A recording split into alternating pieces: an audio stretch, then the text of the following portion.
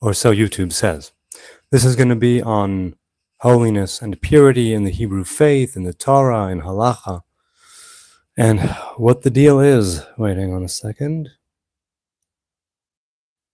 Was the schedule? Am I live? Let's see. Yes, no? Was the schedule? Am I live? Here we go. Perfect. So I am live. Yes. It's the Nazarite, bringing you Hebrew lore from days of yore. Now, I have a bit of a new setup, right? Got myself a couple of cheap mics, a cheap ring light. I got myself a cheap guitar, and I'm hopefully going to be playing, and I'm going to be doing a little bit more here.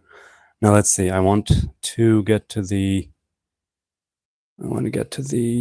content here. Okay, very good. Let's just turn on the monetization. How are you good people doing this lovely Tuesday? How are you doing? How's life? So hopefully people have been telling me that the audio has been going in and out with the phone setup. So hopefully this will be different, and hopefully this will be able to assuage any issues. Now, I have a cup of tea. I was up until 3 a.m. because I recorded a cover of Leonard Cohen's If It Be Your Will. And it was a whole thing with YouTube. It's this, it's that, it's the other. I was up for a couple of hours trying to get that video uploaded. And I was able to do it finally. Holiness and purity. Well, holy in Hebrew is kadosh. Now that means literally set apart. It means literally something consecrated, something separated. Pure is tahor. Now, purity and impurity have to do with this world. Holiness is something that seemingly is, it has not quite a counterpart, right? People say the sacred and profane, or the holy and mundane, but the idea of, it's not precise opposites, kodesh v'chol. It's not precise opposites in Hebrew. And the idea is that holiness is something that that applies to people, it applies to objects, it applies to specific times. Holy, sacred, consecrated, set apart. These are things that we have the capacity to control to some degree, right? If you don't bring in the Sabbath, let's say, you don't sanctify it, right? If you don't, if you don't make the proper meals, and if you don't do what needs to be done, then the Sabbath will remain there, but not as sanctified, right? As far as you're concerned. The things that you set apart, in the very same way there were those who were set apart for prostitution, something which the Torah says is not okay. Men and women are called kadesh and kadesha, meaning ready and separated for that purpose. So holiness does have obviously a very positive connotation, unless of course things like that are holier than thou. But by and large, purity and impurity are states of a natural process in this world.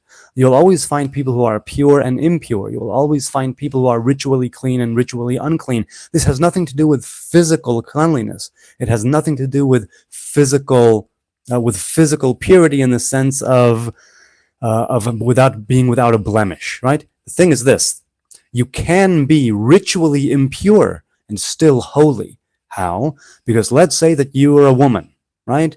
And you gave birth. Well, technically speaking, you are indeed ritually impure for a set period of time, after which you need to bring sacrifices and offerings to the temple, corresponding with the sex of the baby, right, of the newborn. And so the woman is ritually unclean, ritually impure, which means that she is unable to, let's say for all intents and purposes here, unable to arrive at the temple, unable to present the offerings. Only after her time is done and she becomes pure again can she do that. But throughout that entire time of being ritually impure, she may still be a very holy woman. And in that sense, it's not one that negates the other, right? So tum'ah v'tahara, impurity and purity, have to do with this world, with the circle of life, right? And there are different degrees and levels of impurity. There are also different levels and degrees of holiness, of people and of times. The Sabbath versus the festivals versus the Holiday of Atonement, Yom Kippur, for instance. And so when we come to deal here with the idea of purity and impurity, of ritual cleanliness and uncleanliness, and I was talking about the red heifer the other day, you can be ritually impure. You can be in a state that would not allow you to arrive let's say, at the temple and make certain offerings, and still you are considered holy unto the Lord because of your actions, because of your dealings and doings, because of what it is that you set apart. The things that you sanctify in life, and I mean in the positive sense, the things that you sanctify in life, they are things that can make you, in turn, more holy. Now, people have different definitions of what actually constitutes holiness and what it would bring and what it would not bring. But I wanted to talk a few minutes about the difference between holy and pure in the Hebrew faith and in halacha, right? In the sense that these days, people can be holy even if they are ritually unclean and defiled by human death. People can still be ritually pure in some ways after they wash their hands, after they go to the mikveh, the ritual pool, and or after the red heifer is slaughtered and the defilement of death will be taken out of the equation here. And people can be ritually clean but not holy. And generally speaking, holy, like I said, is set apart, consecrated, separated. And in that sense, the Torah says that the people of Israel are consecrated to God in order to keep the Torah and the commandments, right? We are consecrated so long as we actually act that way. We are separated from the other nations in how we eat and in how we talk and in how we worship and in what we wear and so on and so forth. But yet if we don't do that and we behave like all the other nations, are we still holy? How is it that we are set apart and not in a hierarchy of better, more important, or no supremacy, no superiority, no domination, no Jews are better than other people. Simply, are Jews separated? Are Jews consecrated in their own way, much like other nations might be in their own way, or not? Okay. Hey, Dog Woman is here. Born Raiders is here. PB Dudley for Life is back. KXN is in the house. Rohit Chowdhury is nice here. Is also here, and that's nice. SR is here. Dragon is here. Neve is here. The One is here. Is it true that Nazarites don't touch the dead? So depending on the Nazariteship. For instance, I am a Samson Nazarite, where the prohibition against defilement of a dead body does not apply. Right? To wit, Samson slew a bunch of people, whether it's a donkey jawbone or whether it's, with a... Anyway, he killed a bunch of people. So yeah. Does God condone slavery and violence? So I don't know God, right? All I know is how God reveals himself to me. And the thing is that the Torah says there will be violence in the world. There will be slavery, at least until such time as it is taken out of the equation, right? And removed from creation. Slavery, right? And violence, these are things that have to do with the dark side, right? You taking on a human master is not something that is desired. You being violent is not something you desired. But even so, we see the Torah says, if you're going to be violent, here's the ways to do it. If you're going to own slaves, here's the way to do it. In the very same way where the Torah does not encourage you to get divorced. But if you are married and you want to get divorced, the Torah has the different regulations and rules and laws and commandments that are laid out regarding the procedure of divorce. And this does not mean that the Torah condones it. It means if you're going to go through with it, here's how you do it. And it's that same sort of thing. Also, we have different divine revelations. Like I said, I don't know God, but there is a divine revelation called judgment. There is a divine revelation called wrath. There is a divine revelation called vengeance, right? Vengeance is mine, says the Lord. And so we see that left hand, that other side, the sitra achra, right? The dark side of the force. The wicked side, the evil side, the side of the adversarial elements. This has been given reign in sometimes, in some ways, under certain circumstances, to do what it will. Because we all know the phrase of giving the devil his due. And this is not for naught. This is part of the way of the world. So does God condone it? You'll have to ask God. The Torah allows it under certain circumstances, but does not support it, right? There needs to be freedom. There needs to be liberty under discipline, right, and yoke of Torah. But the Torah doesn't see it favorably, this idea of violence and the idea of slavery. But things do happen in the world. Slavery is still a thing for all intents and purposes now, and violence has never gone away. Will there come a time when both will disappear? Yes. When people will be truly free and won't do harm unto others? Yes, that will happen. It will, right? The swords will turn into plows, the swords will turn into shovels, and the spears will turn into shears, right? That's the prophecy.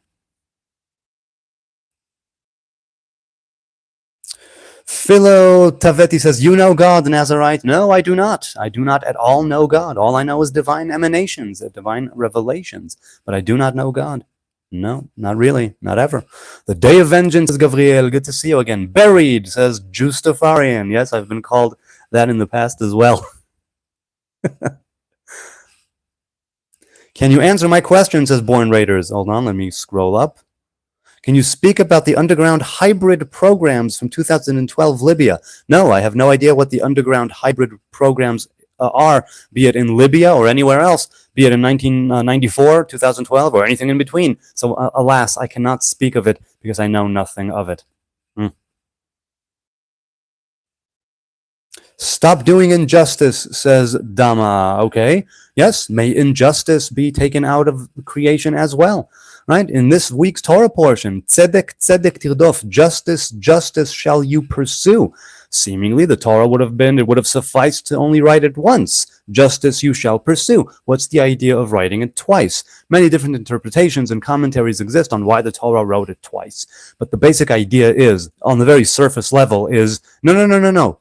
Don't just read it twice, so it will be in your brain. That justice, right? People say that, I many times pray for justice, because I believe that justice can beget peace, and peace can beget love. It doesn't necessarily have to happen that way, but I do believe that that is something that has to do with a natural progression, if you will. Hey, my Jerusalem pal. Hey, Kieran, good to see you. Art Dude is here. XJ is here, Marty Garcia is here, Bubba's Juice is here. Nice. What is the feeling of being from the most hated country? It feels pretty good, because I know that hate is usually founded on ignorance, disinformation, misinformation, whatever it may be, and people swallowing the Hamas propaganda, the terrorist propaganda, and the tripe that their media is feeding them. So I'm fine with that, you know what I'm saying? I mean, it's not good. Israel is not blameless. Israel is not without fault, and we do have a lot of work to do. But I do know that most of the hate is simply hatred that is baked right in, hatred that is encouraged, even if it's on an unconscious level. Because Jew hatred is, as I've said many times before, many people have said before me, right?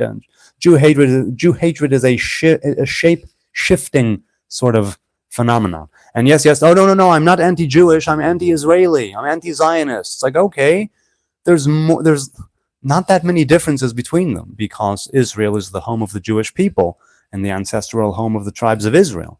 So if you want to make the differentiation between Zionism and Judaism and Israel and all that, by all means do. I'm not gatekeeping. I'm just saying that mostly people are simply hiding behind, hang on. Okay, wait, let's see. Maybe it's a brighter light, or maybe, hang on. Let's see, is this brighter? Oh, I guess it's okay. Yeah, we're good. Okay. People sometimes are hiding behind that, and I say hiding not in the sense that they are doing it consciously. Are you not afraid of God's wrath, the Israelites? I mean, afraid? Only in the higher sense, I suppose, and a little bit of the lower sense, because yes, the Israelites, if they don't keep God's laws, if they don't carry out the commandments, and they don't keep to the covenant of the Hebrew people, right, of Torah, they will be kicked out of the land again. This is what the Torah says, plainly, clearly. Exiles have occurred in the past, and they will continue to occur unless we get our act together. So I agree, yeah. As for fear, I try not to be afraid. I try to be in awe, but fear, no, I'm simply, I want to focus on the positive. I want to focus on the good. I want to focus on where I can make changes happen for the better, largely within myself, and that, flows outside to the sphere of influence that I can have any impact on. Far Real says, if we are getting false media, I didn't say all of it, but I think a lot of it is, or at least very one-sided from what I've heard. Now, I don't know, because I don't consume foreign media. I barely ever consume Israeli media, let alone foreign media. But I do know from people who do know. Why does Hebron have barbed wire and fences blocking off more than half the city to Palestinians? Because, if I'm not mistaken, first of all, hold on a second. Let's see. I just want to see if that is actually the case, because from what I do know, That's not the case. Let's see, maybe something changed.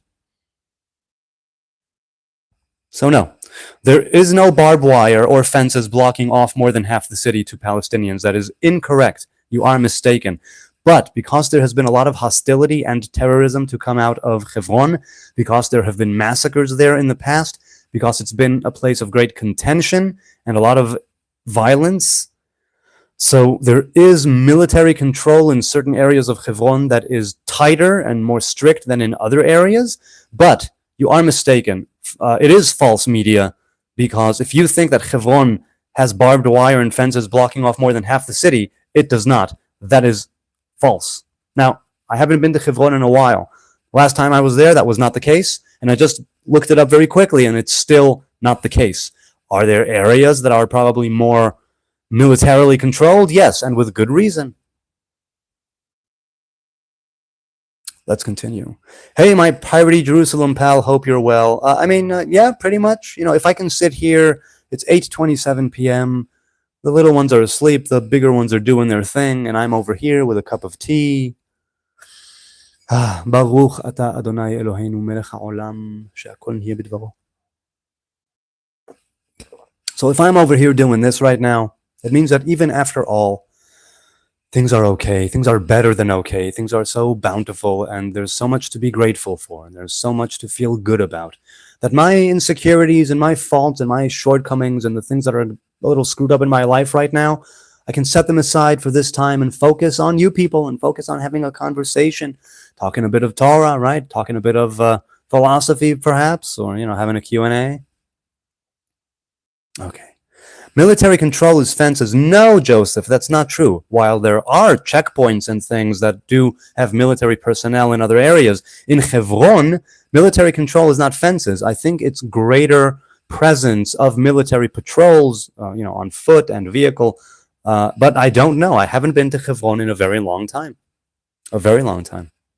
I know a Mossad agent when I see one. Well, past and gone. If you knew anything, you would know that I'm here in Jerusalem. Mossad is international. Hence, I'm not a Mossad agent because I'm not working internationally. I'm here in Jerusalem.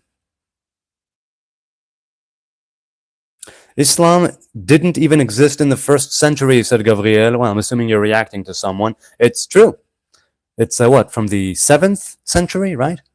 The Christian centuries, that is. Hey, Ruby Wort is here. Digital Chimera is here. Kamos is here. PW is here. I've seen it with my own eyes. The Jewish part is built over the Palestinian part. That's not precisely correct, but let's just go with it. Barbed wire and fences blocking off any access to that part of the land. Okay, so does that mean over half the city? No, it doesn't. That doesn't mean over half the city. Also, it could very well be that you saw some barbed wire and fences at the time. It's not like that anymore. As far as I know, it's not like that. But again, I do not know for sure. Are you Jewish? Yes, Hamduldak, I am. Do the other Jews laugh at you? Probably, but I have no idea. Do indigenous Palestinian Christians and Muslims have a right to return, Samajami says. As far as I'm concerned, if you have that ancestral connection to the land, and some of them do, then it should definitely be brought into account. Now, it is the ancestral home of the Jews for over 3,000 years, and it wasn't the ancestral home of Christianity. It wasn't the ancestral home of Muslims. It wasn't the ancestral home of Arabs who come from Arabia. Jews come from Judea. And herein lies the rub. Because if you're going to say that this is the ancestral and historical home of the Jews, you want to keep a Jewish majority here in order to keep it Jewish. That's simply technically the thing. If you're going to have a monarchy, once a crown is king, a king is crowned and anointed, that's one thing. If you want to have a Jewish democratic state like we have now, which sometimes is more Jewish, sometimes more democratic, if you're going to have such a thing that it's a little of column A, a little of column B, and not exactly on either side, then, because if it was just Jewish, then it would be halacha, it would be Torah, it would be a lot more religiously strict.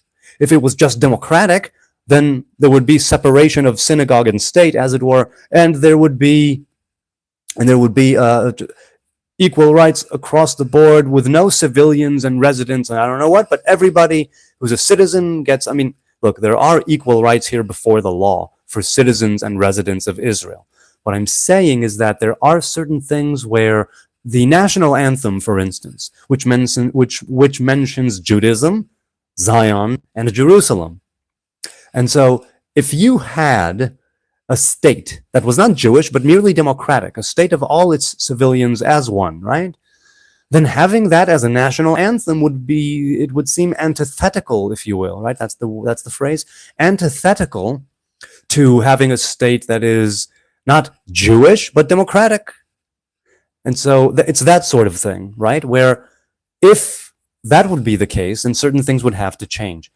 So there is the desire to keep a Jewish majority here because right now it still is, to the degree that it is, a democratic Jewish state, right? That's the state of Israel, right? A Jewish in some ways, democratic in some ways, but neither one is one that they went all in on. And this causes confusion, and this causes issues, and this causes trouble, and this is also why there is no constitution, even though there is a commission, right, or a committee to build and write a constitution, right, and establish a constitution, and they keep meeting or have met in the past, and it's never come to anything because to make a constitution would de facto, I think, negate the Torah as a possible constitution eventually, and that's, again, if we're a Jewish democratic state, you need to have this and that, which causes issues. So do indigenous Palestinian Christians and Muslims have a right to return? Palestine, if you're talking about indigenous, Palestine, right, is what Rome called this place. The original Palestinians were Jews from Judea. That's why they called it that, to spite the Jews. The Palestinians, they called it Syria Palestina for Ashur from the north and Pleshet from the northwest, the Greek Isles, so they say. Both invading. They are not indigenous to the land, whereas the Jews are indigenous to the land. So, if we're just talking about history and indigenous, let's say, throughout time, yes, I think they should have at least some right to return. But if we are still at the time that the right of return is granted, a Jewish democratic state, and not just a democratic state, if it's a democratic state and not a Jewish one, then sure, they can all just come right in. They'll have the historical indigenous claim, and nobody will dispute it.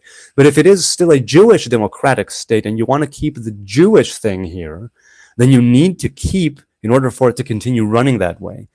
And I don't say this in a bad way. I'm saying it very much technically, practically. You need to have a Jewish majority in order for the Jewish, the Jewiness, right, and the Jewish elements of the state of Israel, such as the Star of David as on its flag, and the menorah of the temple as its coat of arms, or on its coat of arms, and the national anthem. These are all symbols. These are all elements that have to do deeply, right, rooted in the Hebrew faith.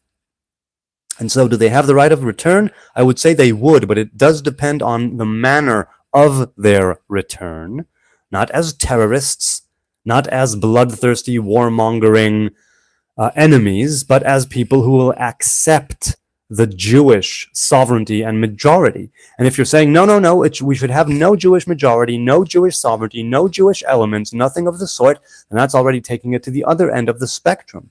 And there are plenty of countries like that already. There's only one little tiny Jewish Hebrew state.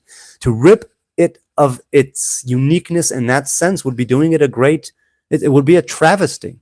It would. Now, I'm saying this as somebody who is Jewish, Israeli, grew up Orthodox in Jerusalem. Obviously, I'm biased, but I try not to be as biased. I mean, there would be many other Jews who would say, hell no, there's no right of return whatsoever, no such thing. What are we? They don't have any right to. But I say, no. If they were here for thousands of years, sure, they should be able to return. But it depends on the manner of their return, and it depends on the state of Israel when that is enacted and when it's carried out and when the bill becomes a law, right, of the right of return. Oh, whoops, I got to mute. Hang on a sec. Muting. Good. Let's continue. Scrolling down. Fariel says, you look the same as them. What were Sumerians? Were they Arab? So the Sumerians, the Shomronim, were those who arrived after the king of Assyria, Shalmaneser. After the king of Assyria, if I'm not mistaken, if memory serves, after he exiled the kingdom of Israel, right, the 10 lost tribes, he brought people, right, he transferred the kingdom of Israel into different places, and he brought exiles from other places that he conquered to the Shomron. The Shomron was the former capital of the kingdom of Israel. And so those were the Sumerians. Oh no, I'm sorry. Not the Shumerim. Sorry, not the Samaritans, the Sumerians of Shumer. Sorry, my mistake. That's a whole other people. Forget that. I was confused for a moment between Sumerians and Samaritans. Okay. Palestinians are Palestinian. Yes, there is no such thing. There was never such a thing as Palestine. Again, Rome called this place the province of Assyria and Palestina in order to spite the Jews, meaning the original Palestinians were Jews. So when you say Palestinians are Palestinians, yes, correct. Palestinians were in Judea. And because the Roman Empire wanted to spite the Jews and hurt the Jews, they, after the destruction of the temple or around that time, renamed this place the province, like a Roman province called Assyria Palestina, right, for the kingdom of Assyria and for the Philistines. But there was never such a thing as Palestine. Never was there such a state, country, kingdom. They never had a currency. They never had a leader. They never had anybody, ever, anything. And the majority of the national identity of Palestine is a product of the 1960s. That's when the flag came into being. That's when Arafat and the Soviets, I'm told, were working together in order to further this agenda and make it seem as if it's this ancient people. No. That's bullshit. There was never such a people. Were there people living here for thousands of years alongside the Jews who were not Jewish? Yes, of course. Were they Palestinians? No, they were not. There was no such thing. Palestinians, he said, you are Judean religion, has nothing to do with the land. Again, other than God promised it to you, you're forcing it. No, I'm not. Are you saying that people who've been here for about 3,500 years or so have no connection to the land? An unbroken presence of Jews in the area of the kingdom of Judea and Israel at large. And you're saying, no, obviously there's no connection. Obviously. People yearning back to that land, people coming back to that land from several exiles, right? Several exiles had undergone, and the Hebrew people have always come back to the same place. You're the one who's forcing it. If you say that there's no connection other than some ancient promise. The promise aside, the covenant aside, there's an unbroken presence here of Jews. So what are you talking about? I don't agree with you, not even a little. Shai Milman says, hi, Shai. I had a dream last night about one country for two nations. It worked. Have you ever thought about it, a dual national state? Yes, I have thought about it. But then again, that brings into question the idea of the state of Israel as a Jewish democratic state. So if at some point they decide to do away with the Jewish part, sure, many things will change. If at some point they want to do away with the democratic part, many things will change.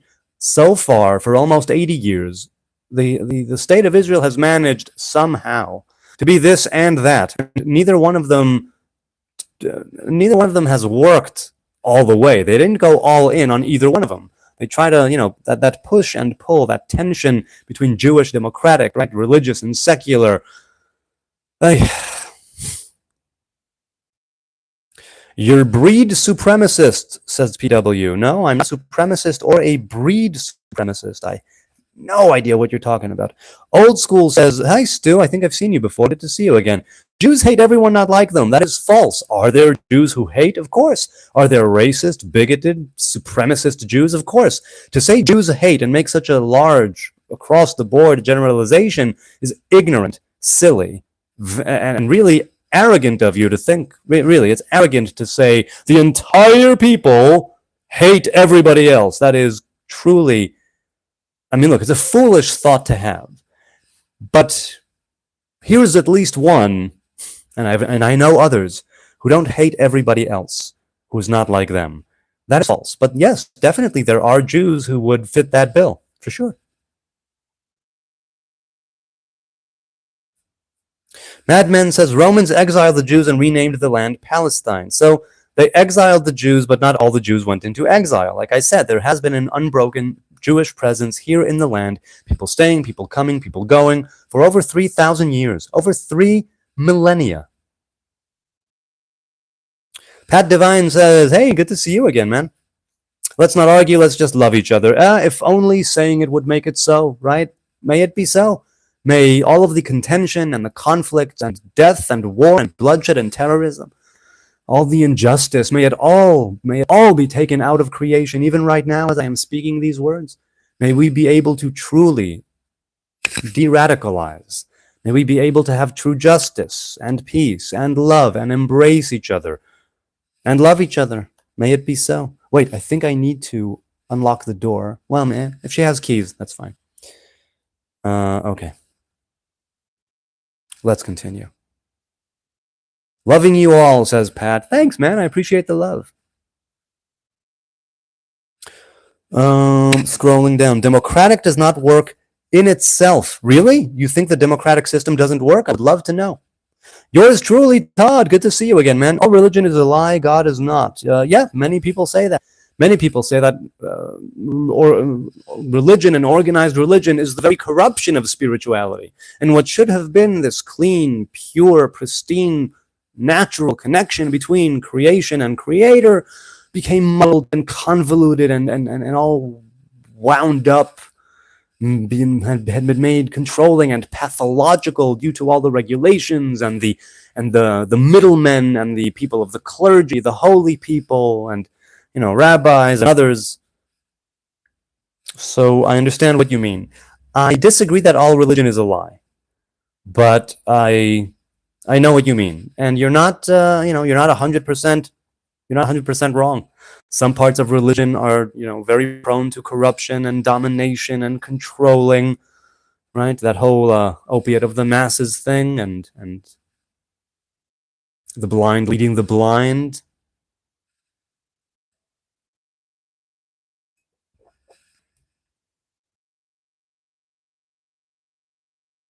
Joby says, Yoel, you really need to read more and accept what you read you might not agree with.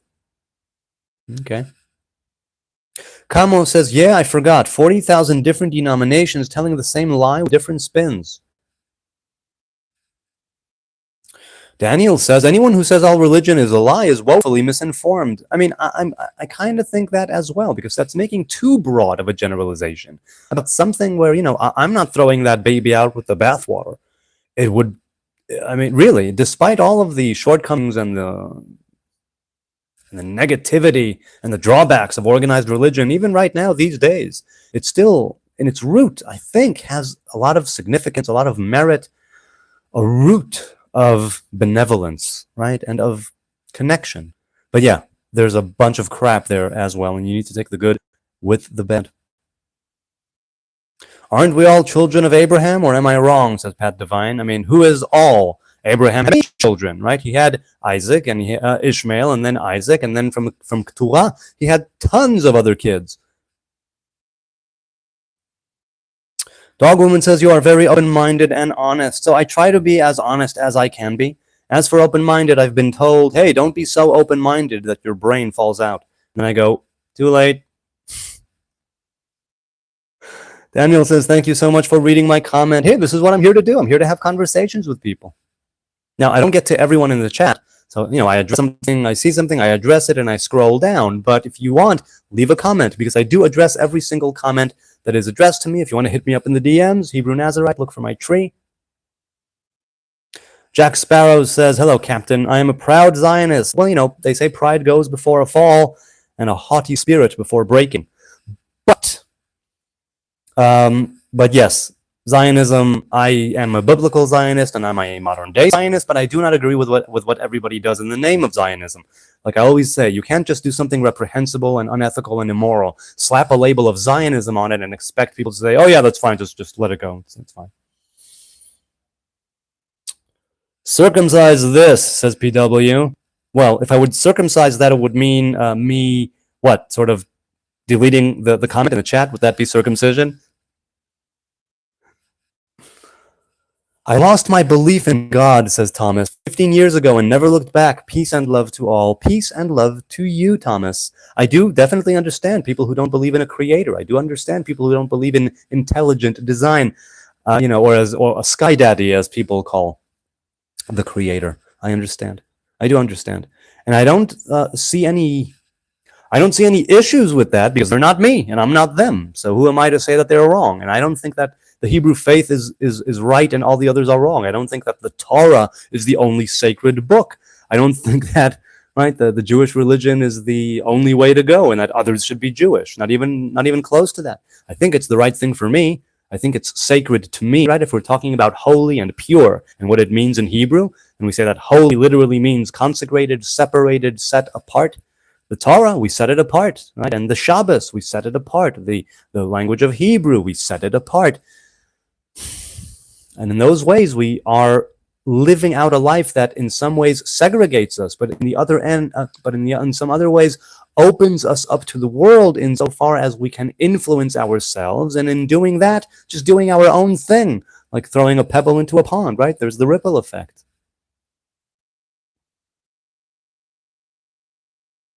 Hi, how are you? What are we talking about? Says Zentangle. We're talking about anything you want, Zentangle. What do you want to talk about? Shoot, I'm here for you. Old School says, fuck religion. Yes, indeed. Many people would love to have sexual intercourse with faith. Yes, it bespeaks unity, does it not? To know religion means to really penetrate it. Let's all smoke a fatty in the name of peace, says Pat. Yes, well, I don't partake any longer. I'm not ruling out partaking in the future. I don't partake, at least not regularly, as I did in the past. And so, yes, smoking a fatty. If you mention smoking a fatty, people respect the herb, respect your body, respect your mind, aim to be a high-functioning stoner and not a low-functioning pothead. And, set and setting, harm reduction, don't abstain, don't shirk responsibility, don't abstain from taking on a burden and a yoke, don't live your life in a basement, wasting your potential and smoking that fatty. It can be a supplement, it can be something that elevates, it can be recreational or medicinal, but treat it with respect either way. That's what I say. Let's just smoke a virtual fatty. All right, then.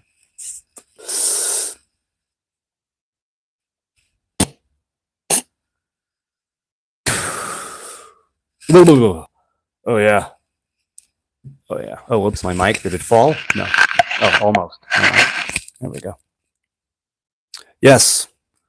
Is pride sin? Breaded asks. Pride in itself is not necessarily a sin. Right? To sin means to miss the mark.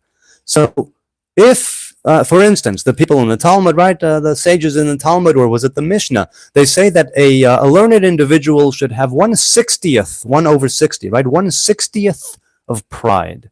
So you have boundaries, and so you're not a pushover, and so you're not somebody who just takes whatever, so you're not a gullible individual. You need to have 1/60th of pride, and you need to discern when to carry it out, right, when to actually make it manifest and express that pride. Pride as a general thing is not a good thing. It can lead you to a lot of bad, shall we say, dark passages and ways and paths. So is it sin? Not always. But I would say usually if you are proud, you're missing the mark to some degree, because humility is the way to go forward, almost in all things, all the time. There barely is ever a time when humility does not trump pride. See what I'm saying? DayDB says he sees when I'm writing, he's choosing to ignore me. Hey, Dead B, get your head out of your ass. No, this is the first time that I'm seeing your username in the chat right now. So I have not seen anything that you were writing, nor am I choosing to ignore you. That's you being very self-absorbed. No, there are many people chatting right now. I can't get to each and every one of them. Rest assured that I don't shy away from dealing with difficult questions and arguments and contentions and anything like that. So you're mistaken. I did not see what you wrote, and I'm not intentionally ignoring you. There's only so much that I can address at any point in time. And I know it's ironic that when I choose to address a comment of yours, it's that comment that says that I'm ignoring you. Clearly, I'm not ignoring you. I'm reading this comment. And if you want to think that I'm full of shit, by all means, you can think it. But I did not lay eyes on your username up until now. You see, when I'm looking over here, it's the camera. When I'm looking down here, it's the laptop where I scroll down and see whatever comment is there at the bottom. And usually I just go with whatever that is. See what I mean? Okay. Pat Devine says you don't ignore people. No, usually I don't. Hey, cheers, L'chaim. I have sweet tea. Bong is here. James Bong. Fariel says, if people want to convert to Judaism, they have to follow the Noahide laws and go to Goy heaven. Why are there two heavens? There's no such thing. There's no such thing. There's no heaven or hell. Right? They are both waiting rooms. Judaism has no heaven and has no hell in the sense of some eternal damnation or eternal bliss. So no, that is not true that if people want to convert to Judaism, they need to follow the Noahide laws. If people want to convert to Judaism, they can convert to Judaism. You don't have to go with the Noahide laws before that. The Noahide laws is a dispute in halacha. It's not binding for a Gentile to go with the Noahide laws. While there are those who say that it is binding for all nations who are not Jewish to go with the Noahide laws, that there is no consensus on that. So, Fariel, you seem to be speaking as if from confidence and authority about things you're saying. Now, you did phrase it as a question, I'll give you that, but your entire premise is mistaken. That's not a thing. It's simply not a thing. Hey, Red Did It gave 99 cents, at which point now I'll remind you all of the money that you give after YouTube takes its cut goes to charities here in Jerusalem. I am as transparent as I can be about this. I give you my AdSense, my analytics, my bank account, and the receipts from the donations that were made that day, that month. I mean, just a few days ago, just over $350 were donated to two organizations here in Jerusalem that serve East and West Jerusalem alike. Any denomination, any religion, any ethnicity, skin color, whatever. If you're in need, individuals, families, they will help.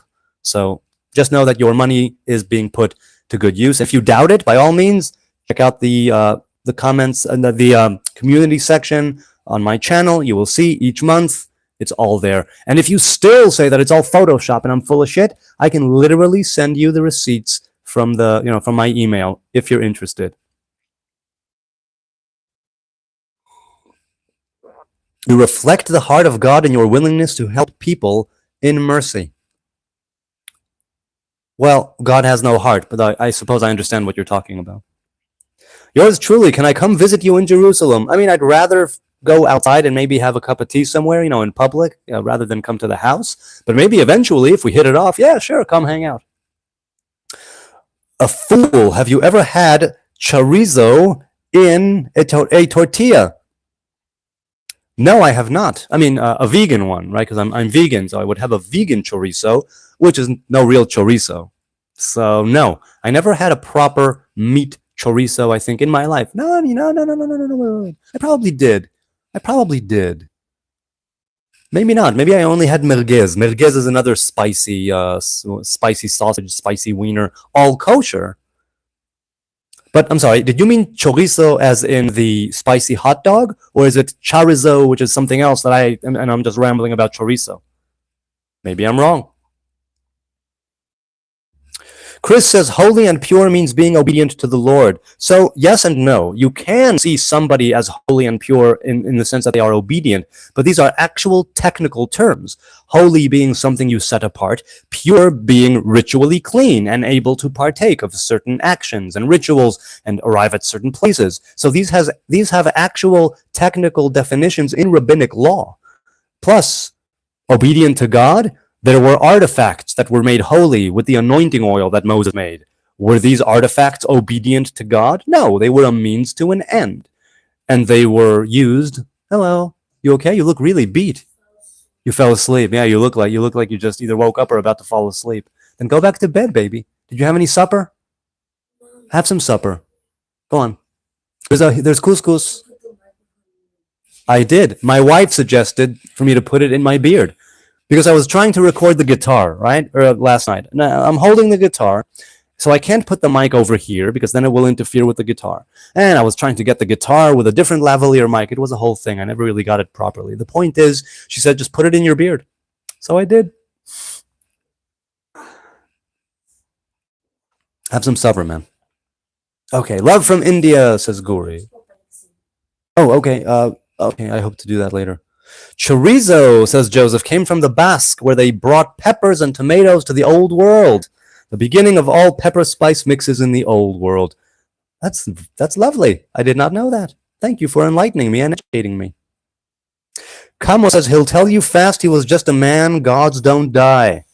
If you're talking about Jesus, yes, indeed, just a man. So I think I could be wrong, but that's the Hebrew tradition.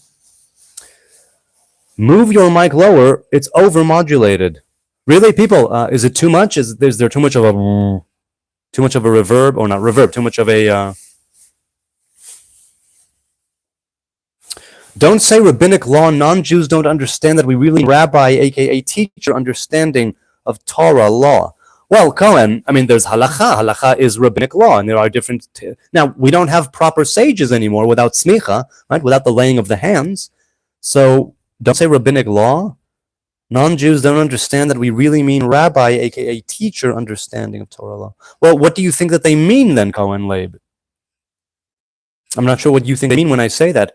How am I doing, Guri? I'm doing really well, 9631. How about you over there in the land of India? How are you doing this fine evening? Yes. Okay, let's move it a bit lower. Thank you for telling me. So I got these yesterday, and I'm still working with them. A bit lower. Okay, let me know. Hey, there she is. Oh, man, is the catalog... Oh, man. I wanted to do it late. I wanted to do it and I forgot. Oh, look, you're late. Yeah. I made the dishes today. What? I made the dishes. Okay, let's see. For real, how do Arabs not have the same authority as Jews? Being that they are descendants of Ishmael and Jews are descendants of Isaac, and they are both sons of Abraham. What type of authority are you talking about? What type of authority are you talking about? The ancestral home of the Jews, right? The Jews are the tribe of the kingdom of Judah. Judah, Benjamin, parts of Levi, sons of Jacob, sons of Isaac, meaning it's split off. The house of Ishmael is blessed. The house of Isaac is blessed. But the one that carried forward the Hebrew covenant in earnest was not Ishmael. The one that carried it in earnest was Isaac, which is why we are called the sons of Abraham, Isaac, and Jacob, the sons of Israel, not the sons of Ishmael.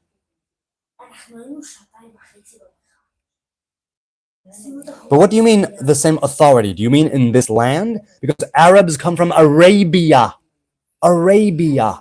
not Judea, not Israel. That's what I'm saying. Solid Owl, good to see you again, man. Now it's too far away. Better close to your mouth. All right, Aaron. Let's see if we can find a good middle. Okay, let's see if this is okay.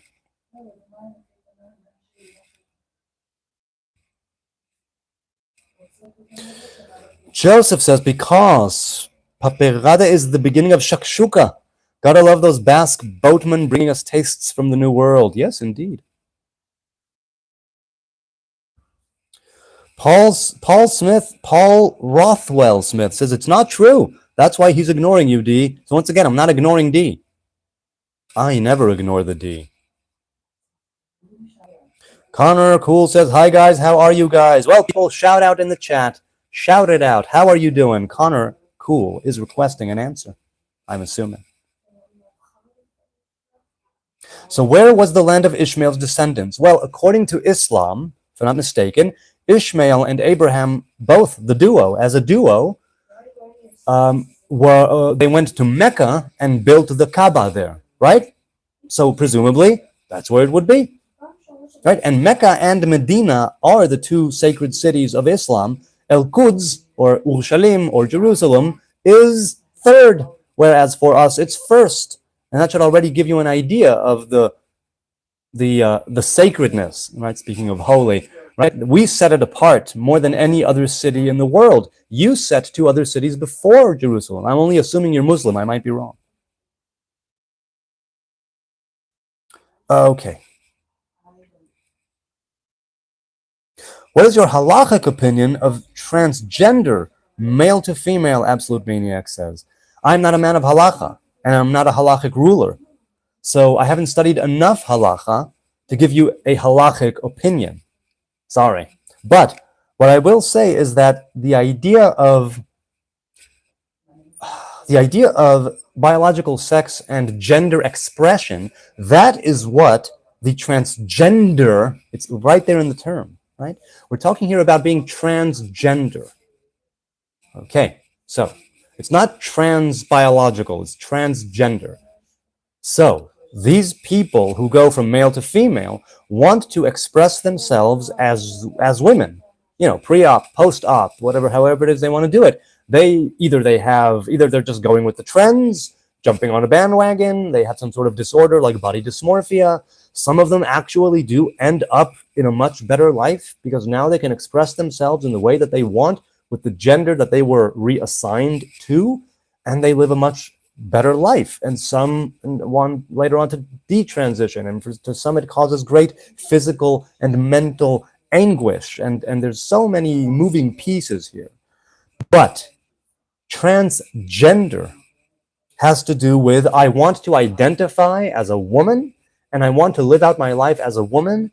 My biological sex will always be male. Always. You cannot change your biological sex. You will have XY chromosomes.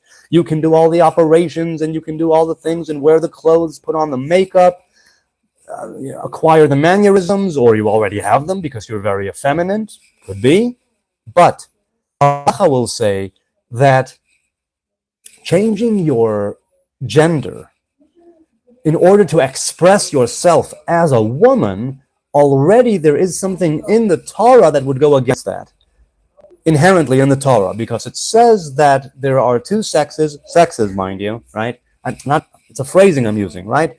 Man and woman, right? Dimorphic, man and woman, zachar v'nekeva, right? Masculine and feminine, male and female, man and woman, from Genesis and the account of creation up until the time where there is the decree, the commandment for a man not to dress as a woman and for a woman not to dress up as a man, right? That sort of thing, where the sexes are different but equal. Different but equal. So, halacha, I think, would say that undergoing a transgender male to female operation is probably against halacha, but I don't know for a fact. There are many halachic rulers, I'm sure, that would be more liberal than others. And so don't take it with a grain of salt and do your own research. But I would think that since it has to do with gender and not with biological sex, but with gender, and since it has to do with gender expression, that it would be inherently against halacha to do it. But I have no halachic opinion as such because I'm not a man of halacha. I have studied halacha, but not to the degree where I would be so well versed in it that I could say, oh yes, this and this and that.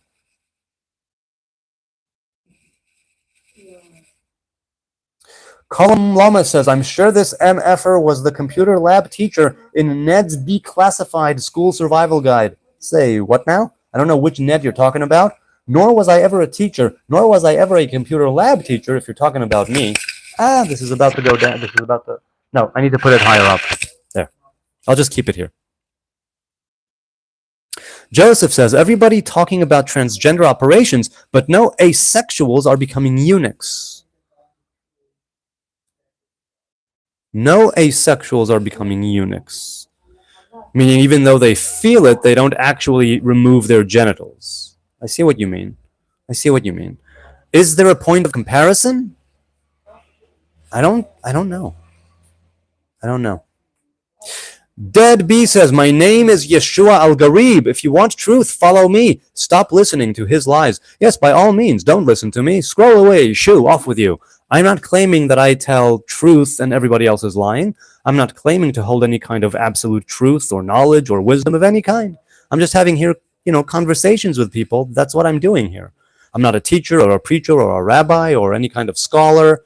Not at all. I'm not a learned man. I'm not an educated man. I'm just a simple dumbass in the Middle East with my cup of tea. That's what I am. That's what I always will be. I'm a student. I'm a learner. So I may tell lies inadvertently. I would not lie to you. Intentionally. I really, really try not to do that. And I am successful. I can attest that I am successful to a large degree. Right? What does Dr. Jordan Peterson say? Tell the truth, or at least don't lie. What does Dr. Dre say? I mean, lots of things. I moved out of the hood for good. You blame me? That's even wiser than Dr. P. I remember the bit in Mad Magazine where Dr. Dre receives an honorary PhD and he shall He shall henceforth be known as Dr. Dre. You've got my full attention, says Marcy. All right, check this out. There, I did my due for the evening with the underarm farts. Maybe we'll just go with the underleg fart next time. You just ignore the real question. No, I'm not dead, B. I'm literally not ignoring you. Here you are. I'm seeing you here, but then I address something, and I like addressing you right now. And then I scroll down, and there's something else there. Seriously, if you're all butthurt about me ignoring you in the chat, get out of the chat, leave a comment on any of my videos, any of my live streams, over 900 of them. And I will get back to you in a comment if I'm not getting back to you in the chat. But don't make the mistake of thinking that I'm singling you out. Oh, this dude. Oh, no. Not at all. Not at all. I'm not singling you out. I'm not ignoring you. I'm not saying, look, there are no mods here. I don't ban people. I don't put people in timeouts. Nothing. It's a free-range, free-for-all chat. So go, and I love the trolls, and I love the spammers, and I love the haters, and the Nazis in the chat. They're all welcome here. And the insulters, right? And the vitriol slingers, and the accusers, and allegation hurlers in the chat. Nowhere? Tell you what, when you have a live stream, I'm sure you'll do much better than me. When you have a live stream, then you can have no Nazis, a no Nazis policy. You would burn to a crisp in the desert, Nicole says. Well, I have been in the desert many times, and I did not burn into a crisp. Yes, I did get burned to a crisp on the Sea of Galilee. Ironic.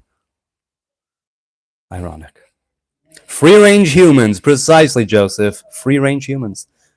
Yoel says, Palestine received a sock, and Palestine is free now. Check Palestinians. Before Israel existed, what country was here? Their Palestinians tell the truth. Street Smart Hebrew and Sahar TV.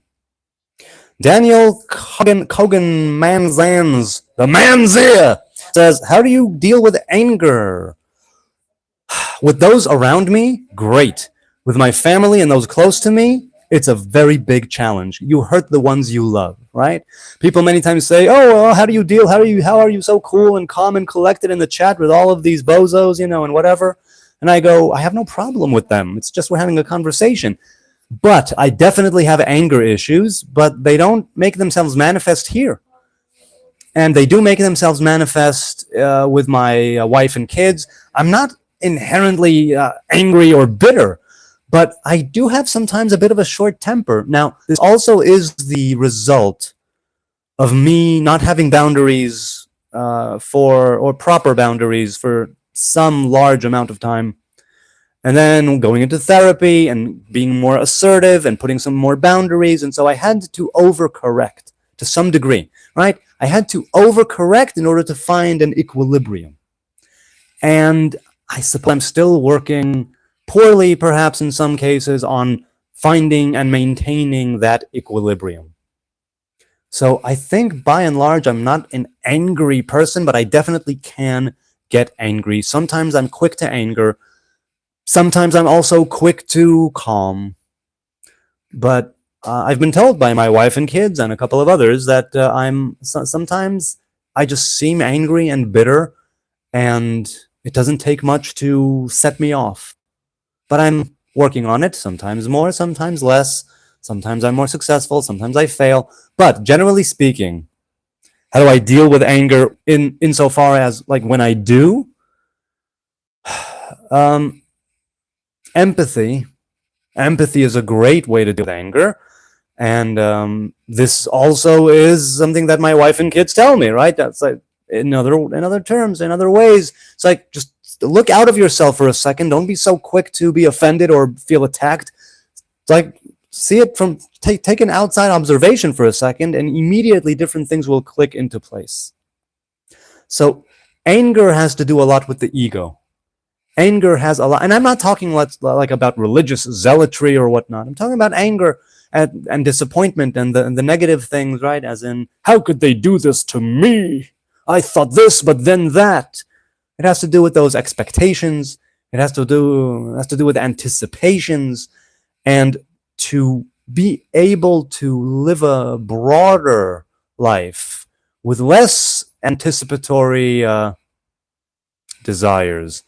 And it will lead to less disappointment, and that will lead to less anger usually. Also, to practice more humility when you can, in the times when you're able to do it, will help humility become more instantiated in your character so much and to such a degree that it will affect other times where you used to get angry, but now you're able to lower yourself and understand and be empathetic and stay humble.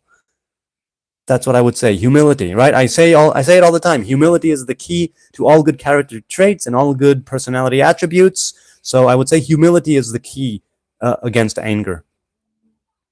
And humility, again, it doesn't mean you need to be a doorstop, a doormat, or a doorstop for that matter, but you need to know how to lower yourself and give things the proper time and place. And I say this all the time. The Tao Te Ching, right? Lao Tzu says, the sage has no problem leading from behind. It's been just over an hour. I will say a quick aside. Thank you, all of you out there, those watching now, those watching later. I don't take it for granted that you're here with me live, raw from Jerusalem, that I push go live, and there's there's a community here, and there's energy here, there's a chat here, there's a discussion here. The discourse ranges, it's on so many different topics, and I really love it. And you could be doing anything else right now, literally anything, but you stopped scrolling for now. You might scroll again in a second, but here you are with me live from Jerusalem, right? Unfiltered, unscripted, in your face and up your tuchus. What's negative? What's positive? What's the difference? So again, the Tao Te Ching, right, and Lao Tzu, where he says that good and bad, maybe they are not opposites, but maybe they are milling stones. In other words, they are a means to an end. A means to an end. And so negative and positive, we live in a world of good and evil, right? Of knowledge of good and evil. We live in a world of duality, and the positive and the negative both have their place. It's all about discernment. It's all about being cautious. It's all about taking care of the negative things with positivity to the degree that you can and overturning, right? But also, of course, negativity and positivity has to do with polarity. And so if we're talking, for instance, about the negativity and positivity, the sexual polarity between a couple, if we're talking about the North and South Pole, if we're talking about the necessity of these two things in the world, yes, it's knowing how to work with them. That is the greater wisdom. The greater wisdom is to know how to work with your evil inclination rather than want to just slaughter it. No, learn how to work with it and subdue it, let's say, under your good inclination, right? So you have your cake and you eat it too. Things that at some point in time, under certain circumstances, might be considered negative, under the proper circumstances become a net positive. So it's knowing how to use the tools that are available when they're available, right? And knowing how to discern with what's at your disposal on what would be the best way and what's the best course of action within these parameters, under these conditions, in these circumstances. How am I supposed to act? What am I supposed to do? How am I to behave? To myself, to others, those around me, my fellow earthlings.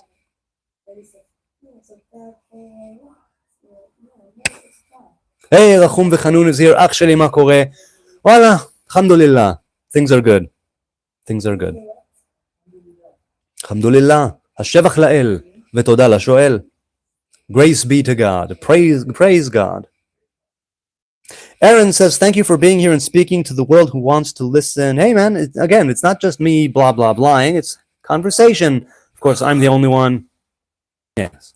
Of course, I'm the only one on camera right now, but I'm not always the only one on camera either. Yes, you know I'm not the only one. You say. I need to work on my Hebrew, Jimmy Jabs. No, you said Jiminy Billy Bob? I said Jimmy Jabs. Jimmy Jabs. Jimmy, what? Jimmy Changa. Chimmy, that's Chimichanga, isn't it? Jimmy Changa. All right, we've got the crowd here with their own 2 cents chiming in. Yeah, that's where I got that from. Mako actually, voila, באמת הכל טוב. Things are good. If I can sit here, it means things are okay. It means that no tragedy has befallen me and the world is not caving in, the ceiling and sky are not falling down. I'm able to sit here calmly, somewhat, and do my underarm farts in peace and in serenity and tranquility and have a cup of tea at the end of a day. And there are so many people even right now at this very moment, undergoing such horrors and such tragedy here and all over the world.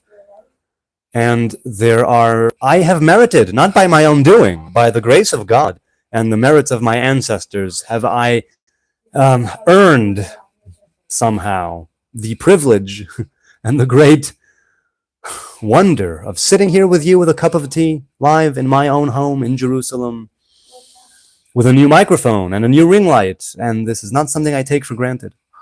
I haven't invested money in myself in quite some time, and so I decided to get a new guitar, get microphone, get a ring light, and get a kazoo. And I will get other things too. Dude Maxing, hang on, people. Dude Maxing is telling me, please shave it. Now, if you're talking about the beard, it doesn't matter what, just shave it. And do you think that would make me a Dude Maxer? No, Yes, Dude Maxing. Dude Maxing said, please shave it. So it can mean so many things. See, there's my woman. If I shaved the beard, where would I put the mic? In your mustache. Oh, I would leave just a mustache? I would look like a Dolly mustache. Up your schnoz. Do you physically assault people, says Guri. Not regularly, but I do roughhouse with my kids regularly, and that can seem like assault. Really? I don't roughhouse with my kids regularly? I roughhouse with kids. You? Less. The little ones? All the time. Regularly. Exceedingly so. You need a harmonica. Yes, I do, Jack Sparrow. Hello, Captain. Oh, Captain, my Captain. So when I was buying the guitar and the kazoo yesterday, someone was buying a harmonica. So I listened to a little bit of a harmonica. You're a kind man, no violence sensed, says Shim Golza. Hi, Shim, good to see you again, man. I think you've been here before. How to disappear. Is that a Radiohead reference? How to disappear completely and never be found? Yes, I'm from Israel. Anna min Israel. Anna fi al-Uds. Did you kill in the IDF? No, old school. Twice I had my finger on the trigger. Twice I did not have to pull the trigger. Thankfully so. Where is your corpse god, Jimmy? Brother Abraxas says. Jimmy has a corpse god? Who's Jimmy? I don't know. Oh, Jimmy Changa. They look like... What do they look like, Jimmy? Dorks. They look like a couple of dorks. Where's that from? Let me know, chat. You know where that line is from? You don't know? That's a shame. No. Kazoo, an underrated instrument. Oh, I agree, Ulat RMCAD. I agree. Can we ask most anything? Yes, you can, Artistry of Earth and Arts. Can we ask most anything? Yes, you can ask most anything. Yes, you can. Give me back my tax money. Sorry, Soma Medicine, you're going to have to talk to your leaders. Also, the U.S. gets like 70 or 80% of that money right back to them, from what I've gathered. We like yes in French. Oh, I see. So we lot RMACAD. Okay, cool.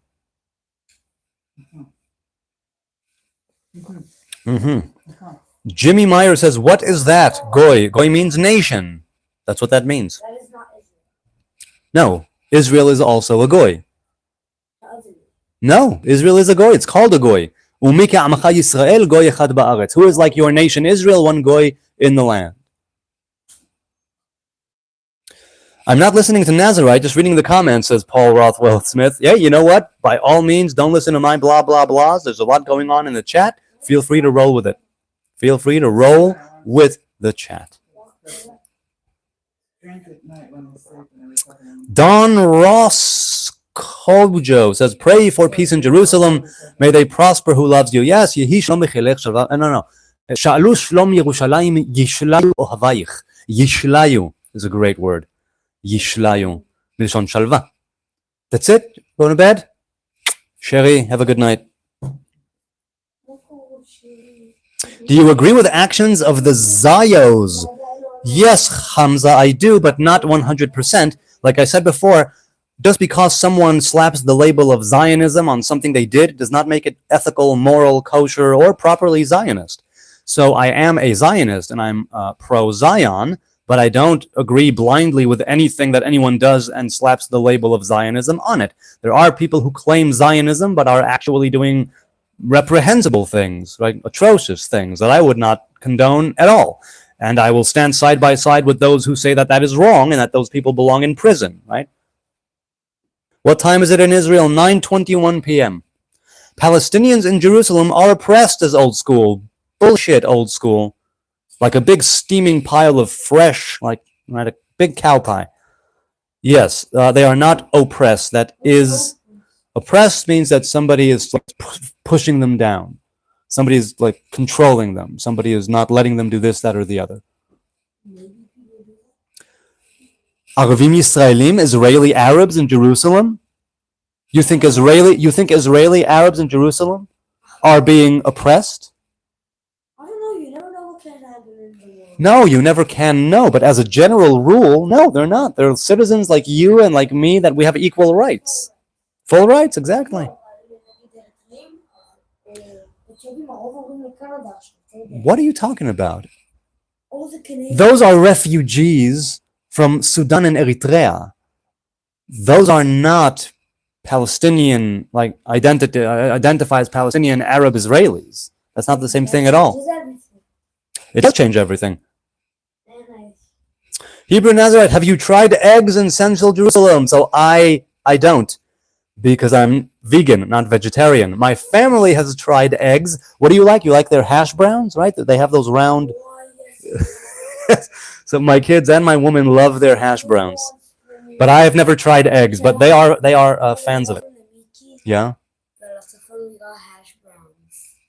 From eggs? From a different. It took so much time for the train to come. The train like canceled like 5 times. We waited more than 3 hours for the train.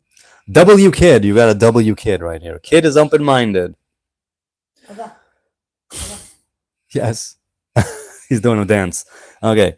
Shad says, your wife has a softer heart than you, I think. Maybe. Could be, yeah. James says, we are all oppressed unless you have your own team of lobbyists. Yes, we are all oppressed in some ways or other. And you're going to have a pissing contest over who's more oppressed? You're going to have a pissing contest over the hierarchy of oppression and victimhood?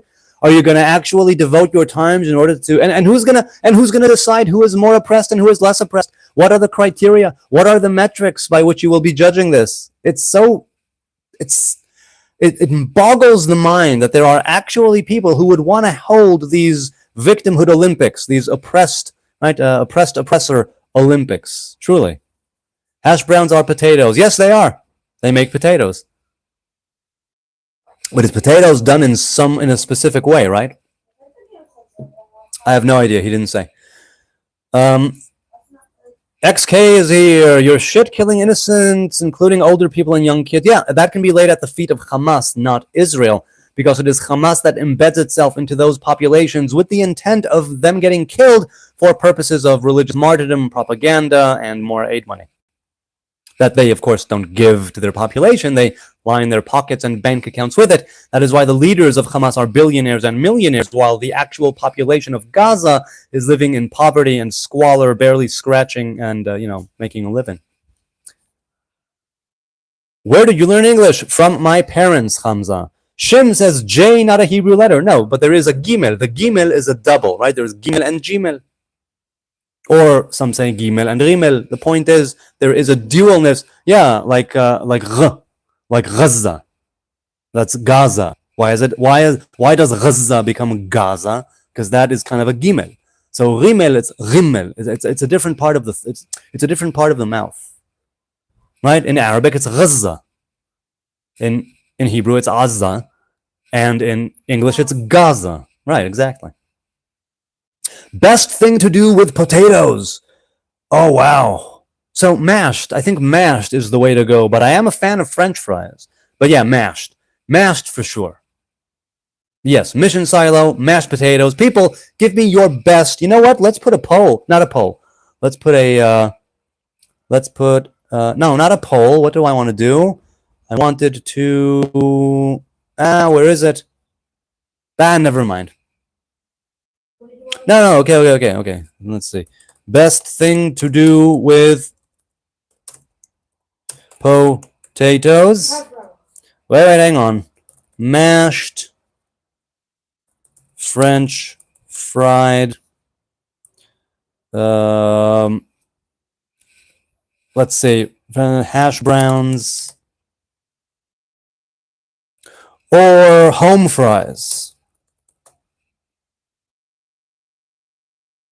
Let's see. Hang on a second, because that's different than French fries. Okay, let's start the poll. Yeah, let's see what the people let's see what people say. Potato pancakes. Potato? Is this Diddy? No, Ruggin62. Why are you? You look very similar to Athelstan from the show Vikings. I don't know it, Dirty South. How you doing, Dirty South? Potato skins. Shalom, holy brother from Denver. Hey, Jalen. Laila Tov. Latkes, says Frosty's OS. Latkes. Yeah, I mean, how long has it been since you had latkes? Potato latkes. When? Hanukkah? Yeah. I think Hanukkah, yeah. Oh, that's so long. Okay, soon we'll go to the poll. Almost a year. Yeah? Baked potatoes are pretty fire. You know what? I should have said that instead of home fries, or I can't change it, can I? Can I change it? Can I edit it? No. I can only end it. Okay, so let's leave it at that. But yeah, baked potato. That I should have done that. That's okay. Let's continue. As long as people have preferences and opinions, likes and dislikes, there will never be peace in the world. Really, Marcy? You don't think? Is it Mark or Marcy? Oh, well. Really? You think that likes and dislikes, which means no peace? Seriously? I disagree on general principle. But for me, from my point of view, you may be right, but born in Netanya, I like Netanya. Fill up with love. I do like Netanya. Lovely beaches. No peace, only war, says Abraxas. Unfortunately, there is a lot of war. Unfortunately. Hamza says, I don't agree with Hamas as doing actions that will get more unalived is not better for their people. No, it is not. Definitely not. It's not better for anyone except for them. Yeah, it's true. Talmud, says Good Frog. FR, what about the Talmud? Are you into the Talmud? Babylonian, Jerusalem? Which part of the Talmud? What about the Talmud? What are the latkes? But it's green. Oh, hi, Kurz, Volga. Zucchini, yes, you can have them vegetable latkes. My wife makes that often with zucchini and with carrot and maybe some potato. What else did she put in there? Maybe something else. And she also puts in raw trina, if I'm not mistaken. She has vegan ones that she does without eggs, and then she does the vegetarian ones that she does with eggs. Curry potatoes with chicken. So I never tasted curry chicken. Hey, Vigil, good to see you again, man. I never tasted those. Pat Chris says, can I just declare myself a Jew and it work like that, or do I need a ribeye? Well, I don't know if you need a ribeye. That's a type of steak, right? As for declaring yourself a Jew, it depends. If you want to be an Orthodox Jew, you need to go through an Orthodox conversion. If you want to, let's say that you are not a Hebrew, right, but you want to take on the covenant, and so it's best if you have a few people to say it in front of, right? And there's something that you could say, right, that, I hereby forsake all of my pagan gods or other false gods or false deities. I take on the covenant of the Hebrew people and the Torah and its commandments, and from here on I am now part of the Hebrew people. If you're not circumcised, circumcise yourself or have someone else do it, and you need to dunk and immerse yourself in a ritual pool, a mikveh. After that, you are Jewish. So it can take a day or it can take years, depending on the type of conversion that you want to undergo. Hamza says, when did you get threads? I'm assuming you mean dreads because the S is near the D. So I stopped combing my hair and brushing it about 16 years ago. The last haircut I had was something like 18 years ago. And the first tiny knot, because these are natural, organic, freeform Nazarite dreads. I didn't make a single knot. I didn't crochet. I don't do any towel rubbing or a hand or whatever. I didn't use any technique. I just let them grow wild and free as the Nazarite is commanded to do, and they became these dreads and matted up and locked up of their own accord. The first knot that I ever got was of this dread right here, this big ass Congo, and it started off as a tiny little knot right here in the back of the head, and it happened the first 5 or maybe 6 months. The hair was just naturally sectioning itself out, and then the first knots began to form, and the first knot that I could actually feel, it became a little tiny thing that knotted together, a tiny speck of a thing, less than a third of an inch, or less than a fourth of an inch, was very small, was right here in the back. So I got dreads when I stopped combing and brushing, so just over 16 years ago. Where's your English from? From my parents. My parents are from New York. They raised me and my brothers here, and they were very strict on how we spoke and how we pronounced different things, so our English is from them. Are you allowed to wash hair? Yes, you're allowed to wash it. You're encouraged to wash it. You're not allowed to use a comb. You're not allowed to use a brush. You're not allowed to separate intentionally hairs from the root. You're allowed to use your fingers and hands in order to section or to clean or to spramp. But you're not allowed to put any substance or drug that would cause hair to fall out as a direct result of using that. Or, like I said, an apparatus like a brush or a comb. Hang on. Orange Stardust. Ever do a genetic test? How Jewish are you? No, I never did a genetic test. I don't see a reason to either. Also, as long as we mention genetic testing, there's this misconception that it's banned in Israel. It's not banned. It's simply regulated for different reasons. They have their reasons, but it's not illegal. You can get DNA tested in Israel. Lil man, what is the significance of the ropes wrapped around the arm and the square on the forehead during prayer? So it's not only during prayer, but people traditionally nowadays do put it on for the morning prayer of Shacharit. The significance is that it is what's called the lower crown, right? The crown of tefillin. It is an adornment that's supposed to be worn all day from sunrise until sunset. But usually nowadays, people who put it on only put it on in the morning for the time of Shacharis, right? Of Shacharit, the morning prayer.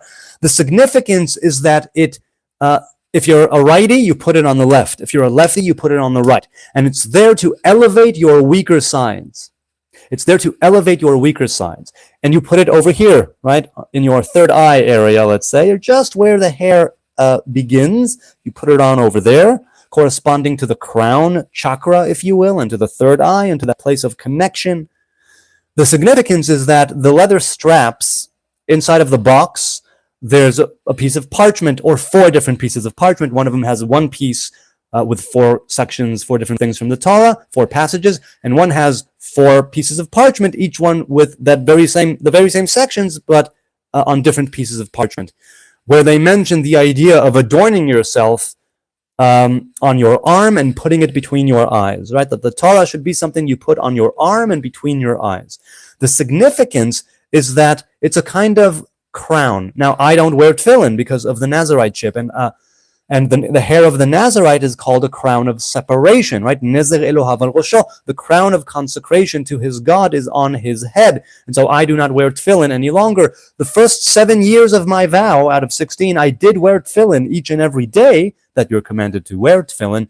And then inherently, right, from I got the call to stop, and I didn't do it on a whim, and I did a lot of research. The point is, the significance is that it helps to elevate your physical self and your mental self. And it does this by putting the Torah literally on your body. And I mean, there are different Kabbalistic elements and there are different traditions on how to tie them on, but that is the significance, right? The tefillin, as it's known, the totafot, are to elevate the individual. So you put on a crown of leather and parchment on yourself to elevate your physical self with the physical material of animals, because it elevates your animal self. Something like that. That is the significance. I mean, there's a lot more to it, but that's in a nutshell. Midnight says, Am Yisrael Chai. Yes, indeed. Am Yisrael Chai, the people of Israel live. Why not? Telly says, why not make the DNA test? I have no reason to. That's literally why. Are you afraid to find out you may belong to somewhere else? No, because even if I do, let's say that it comes out I'm 100% Chinese. Okay? I grew up religious in Jerusalem. I was circumcised. Been to the mikveh many times. I adhere to the Torah and the commandments to the degree that I do. I worship the one Hebrew God. By all accounts, even if I am a convert, I am a righteous convert who made the move from being a Gentile to being part of the Hebrew people. So even if I'm 100% anything but Jewish, or everything, like all other percentages, right? 1% of this, and 1% of this, and 1% of that, and 1% of that, and 0% Jewish genetically, I made my decision, let's say. I mean, I was born to Hebrew parents, growing up religious in Jerusalem, but let's say that I was none of those things, and the genetic testing would come back saying, you are 100% everything except Jewish. I'm still Jewish, irrevocably so. So the DNA does not matter to me, not even a little. A court order so you can make a DNA test, and reasonings are very highly regulated. Yes, precisely. I didn't know you need a court order, but I did know that it's regulated. DNA test is a choice, says Shim Golsa. Yeah, and it doesn't matter to me. It really doesn't matter to me. Okay. Rachum V'Chanun says, why is God called the God of Israel? And he is the God of all nations. The Zohar says, right, God is the creator of all nations. Why is it the God of Israel? The Zohar says that God is praised only in the people of Israel. Well, let's put it this way. Elohim corresponds to the feminine, right? The word Elohim, the name Elohim. And Israel corresponds to the feminine as well. Shechina, Knesset Yisrael, we are known as. And so there's a compatibility there. I think that when the Zohar says Elohim mishtabech, it might literally mean the name Elohim is exalted in such ways. Where if it would be a different name, it would be something else. But the Zohar, well, okay, according to the Zohar, it's only the people of Israel that truly exalt the Creator. That's why it's called the God of Israel. But if you call God the Creator, but again, the divine attribute and the divine name known as Elohei Yisrael, this has meaning. Elohim has a meaning, the word Yisrael has a meaning, right? And it corresponds to Tiferet. So there's an interplay there between the different sfirot.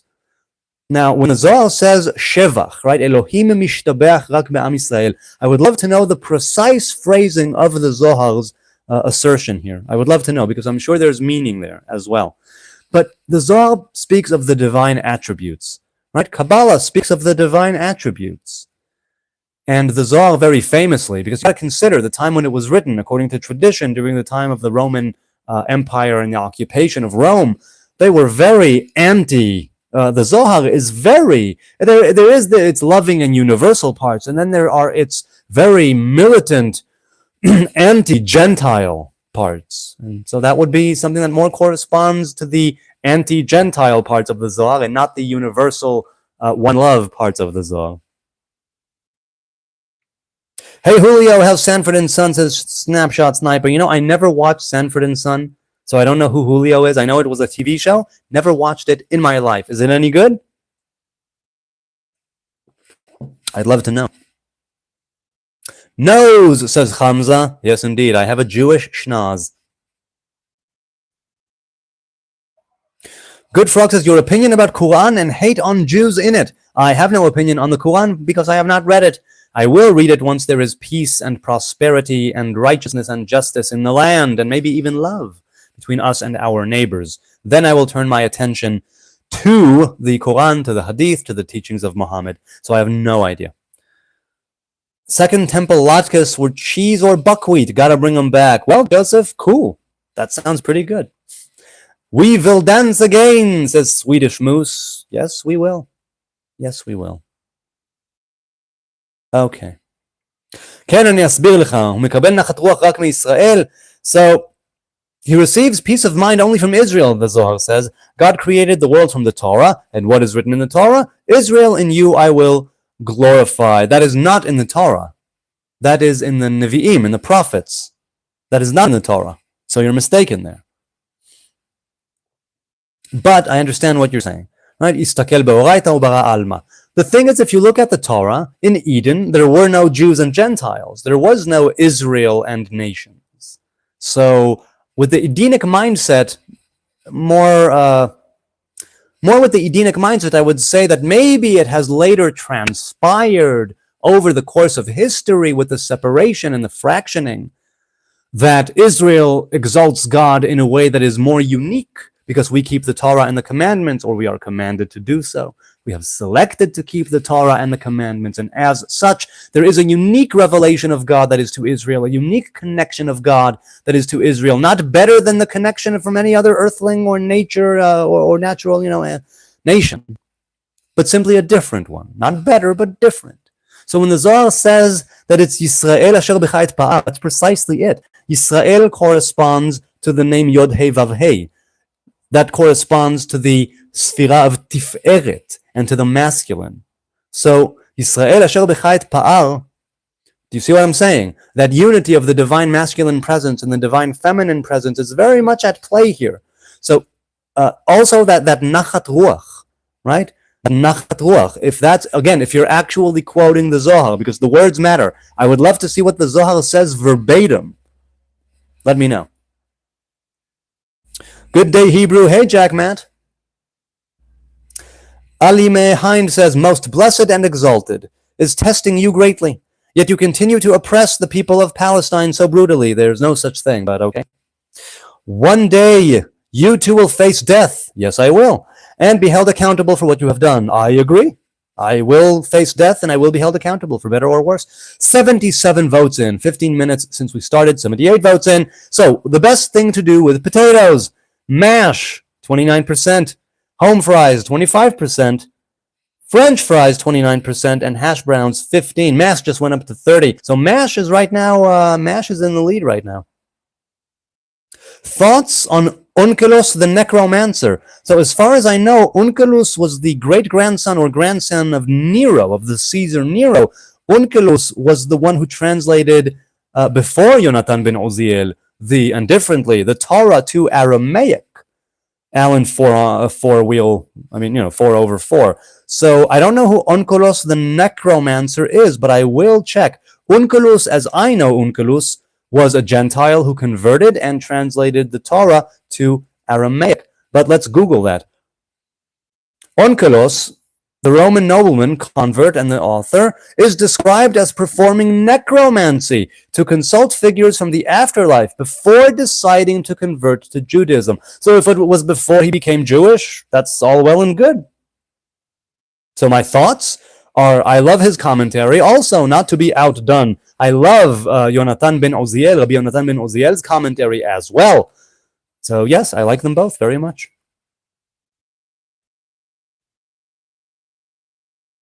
Who is right then? What are you talking about?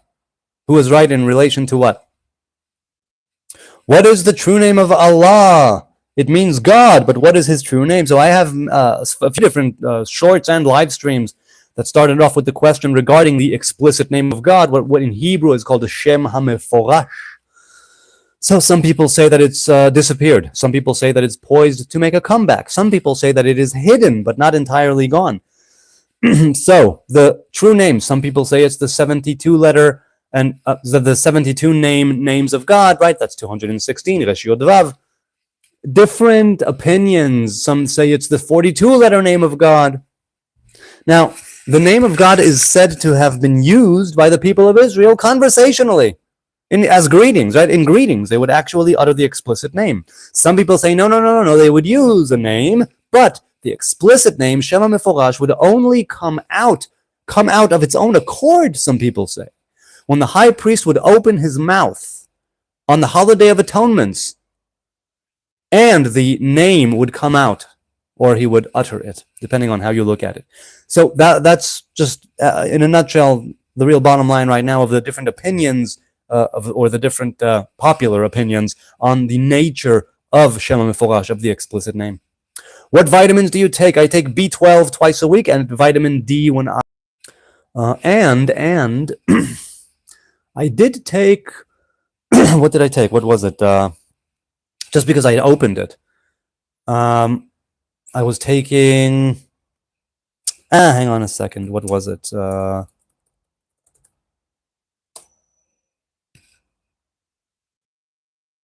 Magnesium. Right. I was taking magnesium for a while, because months and months ago I went on a date with Molly. So I took magnesium a day before and the day of, and since I had opened up the box of pills, right, the box of the container of supplements, I just kept taking it, but I didn't have a real reason to do it. That was a wonderful roll, by the way.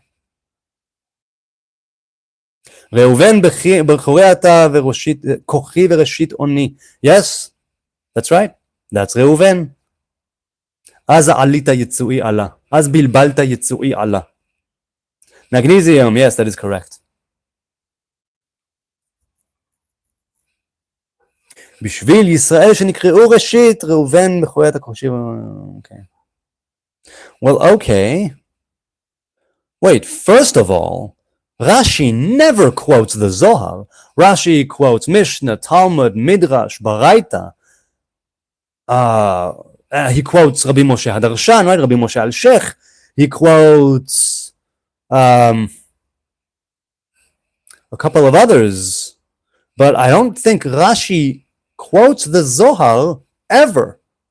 So this could be one of those times when Rabbi Shlomo Yitzchaki is quoting something that was also uttered in the Zohar.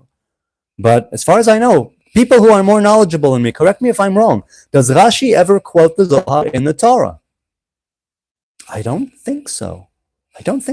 Because that would negate Rashi's status as a Pashtan, as like an interpreter of the simple words. Aaron says, or asks, could God be considered all of everything, a never-ending energy within all universes throughout time? No, that is the divine influence. I mean, of course it could. The way that I view things in relation to this question and in accordance with the Kabbalah of the Ramak is that if you can consider God something or all of everything, it already is not God. It's just divine revelation. And I gave the example on the last live stream of the place where light originates, which is unknown. There's light, which we don't really see, but we experience. And then there's the light that is broken into the spectrum that we can behold. And then we attribute like seeing a rainbow, right? When does the rainbow appear? The rainbow appears when the light is broken up into its constituents, right? So in the very same way, we have God, which is the origin of everything, unknowable, untouchable, unrelatable, right? And inconceivable. If you can relate to it, if you can speak of it, if you can define it, if you can sense it with your physical or metaphysical or spiritual senses, it's already immediately not God, but a revelation of God, right? A way through which God is revealed in the world. The 10 sfirot, right? There are 10 sfirot of light and 10 sfirot of vessels. Neither one of those is God. There's the divine emanation, the divine influence that is the life force of these kelim and atzmut, of the sfirot and of the light within them. In the very same way, right? Let's say you have a light like at a light show, right? In a theater or at a concert. What you have is pure white light, and you could put many different filters. And if you put a purple one, then it would appear purple to those on the outside. Does that change the light? No. It changes the way the light is perceived, but the light is still pure white light. Do you see what I'm saying? You could change it to pink and yellow and blue and green, and people will perceive it in all of those colors, and yet the origin of the light is one. But the perception changes when you put a filter in front of it, or a piece of cellophane. Cellophane, Mr. Cellophane, shoulda. So, could God be considered all of everything? No. Not in the Kabbalistic of the Ramak, right? Not in the sense of Rabbi Moshe Cordovero. No.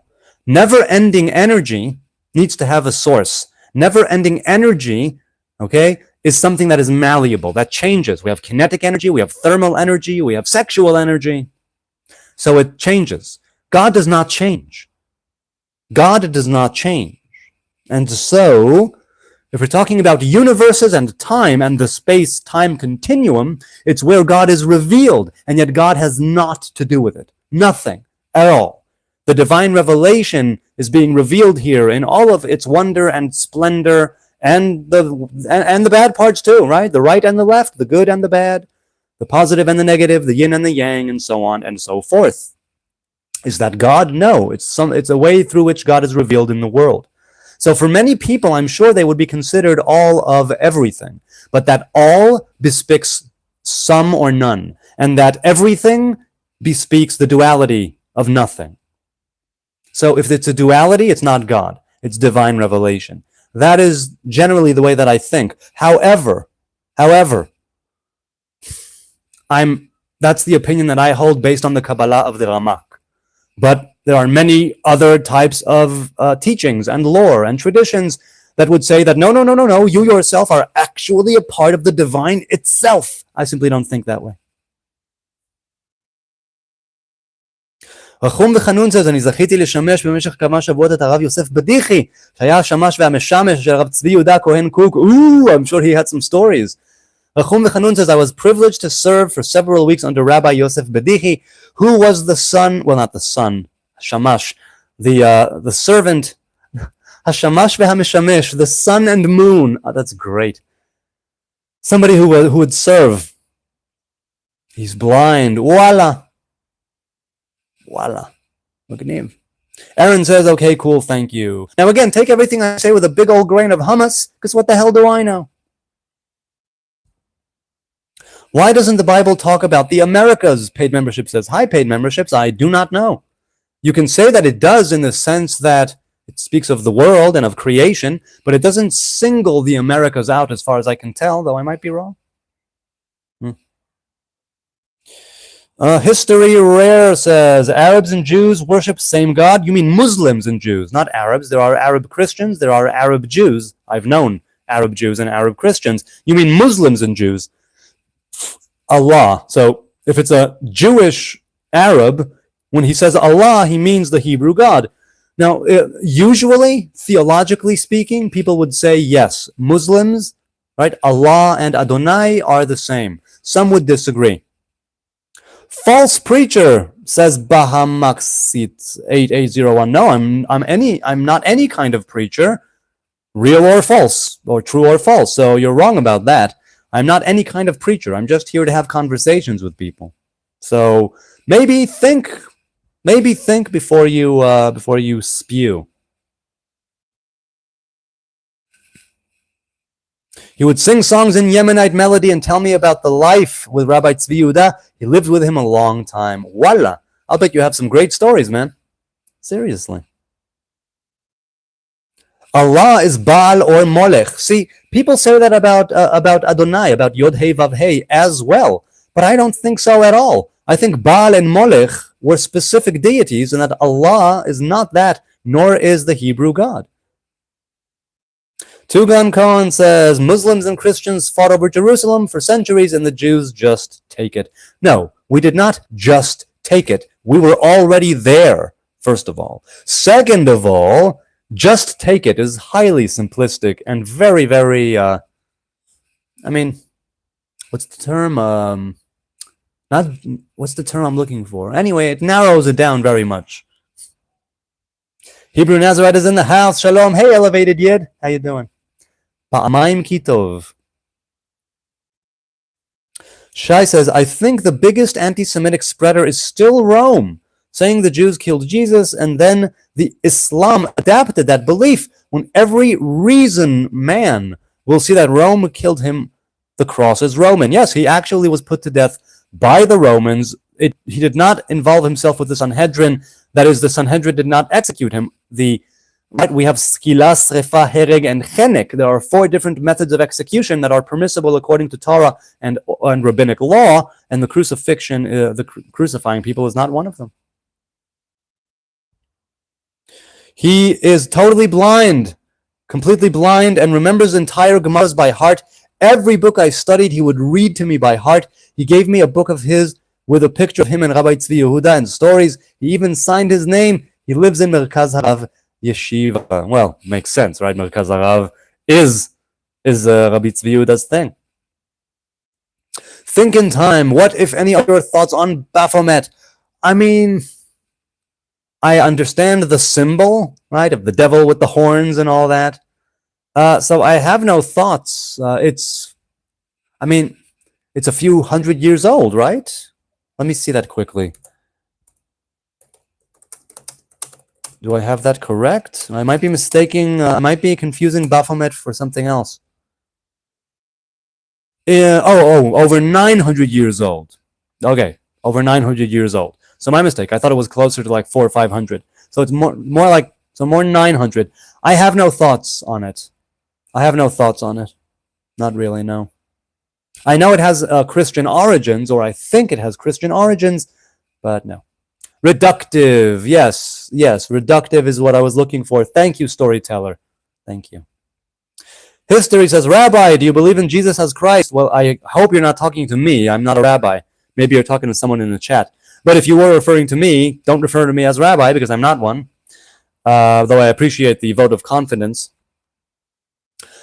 So Jesus was not Christ. Christ means anointed one, and he was not anointed. He was not crowned as king. Nor was he a false prophet, because the spirit of prophecy was no longer with the people of Israel. Traditionally, the spirit of prophecy was taken away at the beginning of the Second Temple era, and the spirit of sacredness, Ruach HaKodesh, remained, a lower form of prophecy, which is not traditional classic prophecy. So, he was not Christ because he was not a king, nor was he anointed by the people as such, and he was not a false prophet because he wasn't any kind of prophet. I do indeed think that he was a sage. I do think he had a lot of right ideas about a lot of things. I do think that he was a righteous individual who lived and died a righteous Hebrew man, no more, no less. So, I don't believe in those characteristics or details about him, but I do think that he existed. Maybe not, but if he did, I think he was a stand-up guy. Brett Loves Jesus says, can you read Proverbs 30, verses 3 and 4? Let's go with the JPS Tanakh and read those two verses. Just because there are just two verses, then I will. Okay, the JPS Tanakh. Here we go. The JPS Tanakh of 1917 says, and I have not learned wisdom, that I should have the knowledge of the Holy One, who hath descended up into heaven and descended, who hath gathered the wind in his fists, who has bound the waters in his garment, who hath established all the ends of the earth. What is his name and what is his son's name, if thou knowest? So, in the JPS Tanakh and in many other translations into English, there are question marks at the end of these statements. These are not questions. These are statements. The words who and what correspond to different divine revelations. These are not questions.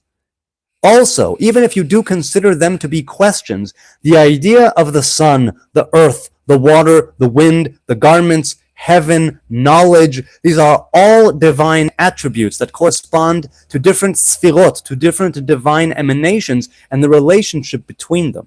This does not mean that God has a son. That would be the most asinine thing to think, not because people can't think it, but because people try to attribute this to Jesus, and they're not even able to understand that it was the sages who canonized the Bible. They left out a ton of scrolls, a ton of books, a ton of prophets, a ton of prophecies from prophets that did make it into the book. They left out a crap load of literature outside of the Bible and canonized the Bible even though they were not commanded to do so. They canonized the Bible so the people of Israel in the diaspora and here would have a joint codex to reference. That would be the codified codex, right?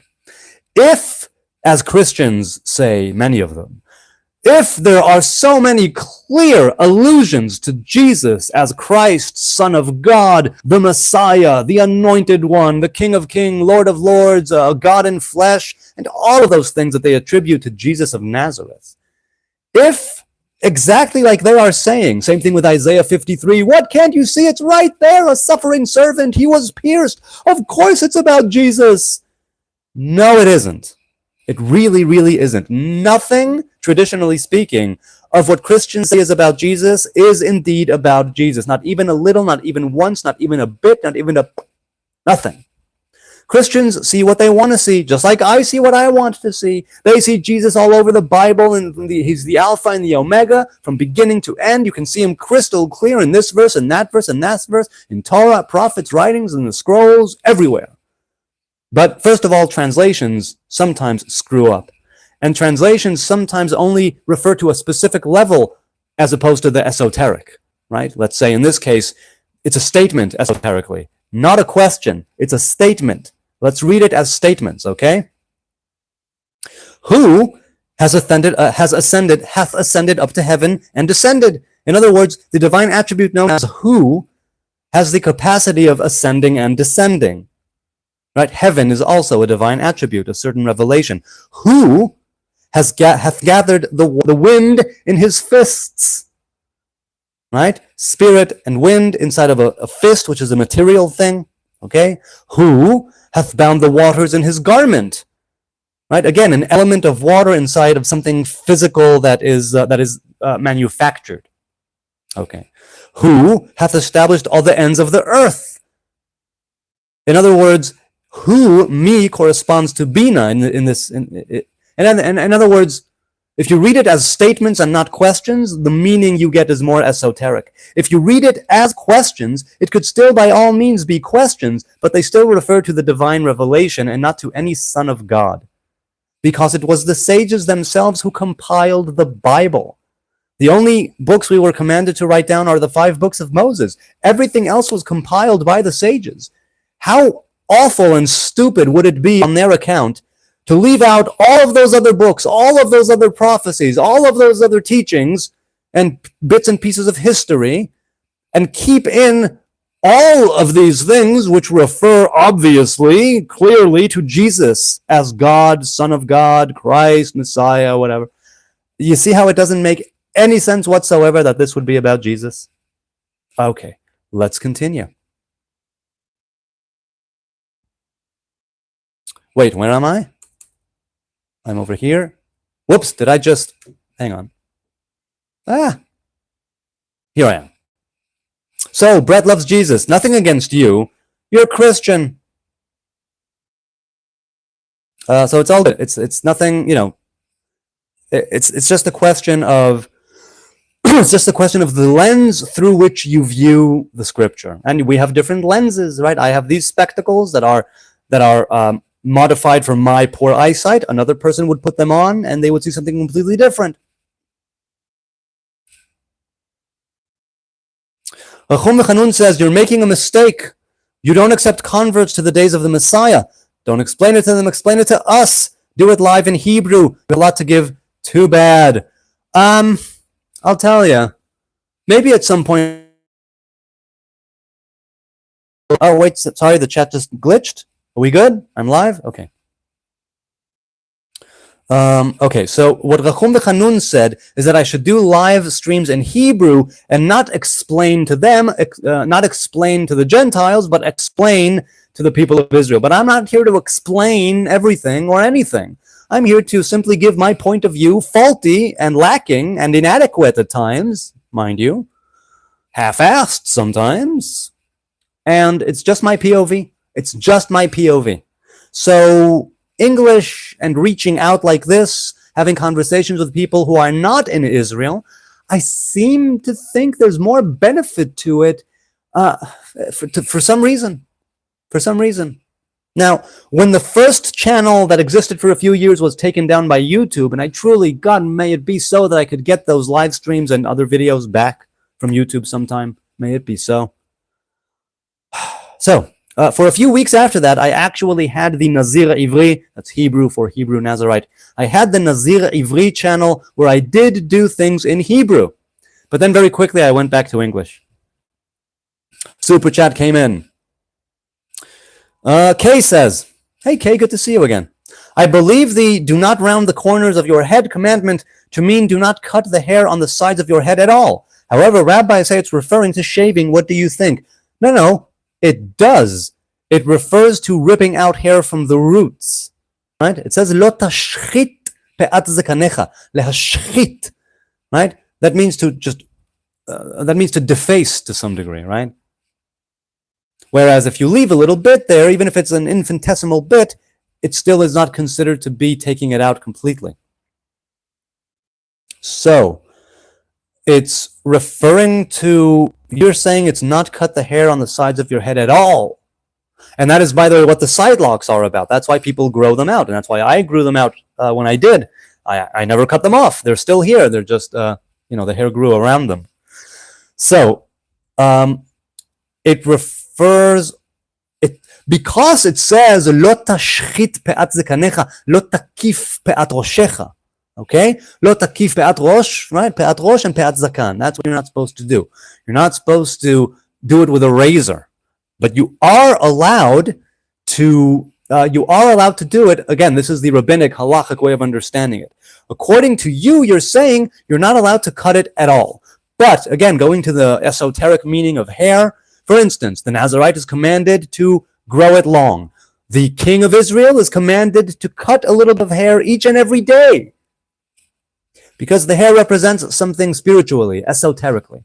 And so if we take that into account and we see the esoteric meaning, the spiritual meaning of hair, okay?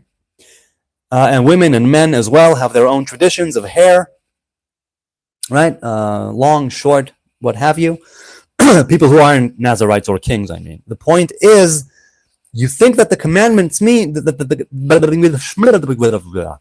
you think the commandment means not cut the hair at all. So, could be, esoterically, it doesn't, it might, it could work. It could work that's what that means at all, like ever. But you're saying that the rest would be permissible to cut or shave, but not with a razor, like not to rip the hair out from the root. Do I have that right? Either way, I think you may have a point, but halacha was right by people for people, and the rabbis decreed that it's not what you said, but what they said. But it could very well be that there was an opinion that was rejected for mainstream halacha, but was for other disciples of the rabbi or sage who uttered it, that would go with what you said, because it makes just as much sense. The commandment is, right, lo takif pe'at roshcha, do not round the corners of your head. So, it could make just as much sense, and I'm saying this off the top of my head, not as a man of halacha, but pretty much it could mean, look, words have meaning. When it says lo takif, I think it leans more towards the rabbinic understanding and the halachic tradition. However, it doesn't rule out that it could very well be that what you're saying is correct as well, but what your opinion, but the opinion that you hold was not made into mainstream halacha. See what I'm saying? Oh, history gave. Thank you, history. I'm reminding you, good people, everything that you give ends up in my bank account, and after YouTube takes its cut, what ends up in my bank account goes to charity here in Jerusalem, to remind you. Okay. Jazeel, hi, good to see you again. So this is something I've also gone over many, many times. Is homosexuality permitted or prohibited in Judaism? What is prohibited according to the written Torah is full penetrative anal sex between two Hebrew men. Homosexuality is prohibited according to oral tradition, right? Which means not just full anal penetration, but also oral penetration, also any kind of sexual activity between two Hebrew men is also something prohibited. And because of that, even though it's not specified, people say that same-sex relationships as such, even though lesbianism, right, woman-woman relationships are not related to, are not discussed, the oral Torah, expounding on the written Torah, said that all of it is prohibited. So, in Judaism, and when I say Judaism, I mean Orthodox, Rabbinic Judaism, yes, it is prohibited. However, homosexuality in the sense of who you're allowed to be attracted to, who you have feelings towards, and how far you'd want to take that, that is not something that the Torah, written or oral, tells you what to do. That's not something where it tells you you're not allowed to have feelings. You're not allowed to be attracted. So you do with it what you will.